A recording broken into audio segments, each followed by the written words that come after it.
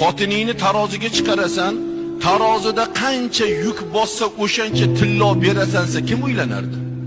Kim xotinlik bo'la olardi? Qani? Eng yengil xotin 45 kilo bo'lib tursa, 45 kilo tillo ber kim uylanadi? Hech kim uylanmaydi. O'shaning uchun arzon narxda baholab qo'ydi, lekin qimmatbaho ne'matni berdi. Busiz hayot emas, tatimaydi. Xotiningiz olgan kuningizdan boshlab uyingizda tekin qorovul, xotiningiz olgan kuningizdan boshlab tekin oshpaz, xotiningiz olgan kuningizdan boshlab tayyor sipiriqchi, xotiningiz olgan kuningizdan boshlab tayyor bolalarni tarbiyachisi, kirlaringizni yuvib beradigan, oq yuvib oqtaradigan. Vaholanki shu tekin xizmatkorga birortamiz insofan bir oylik berayotganimiz yo pul berayotganimiz yo mana shuncha ishlarni qilyapsan, baraka topkir, boringga shukr.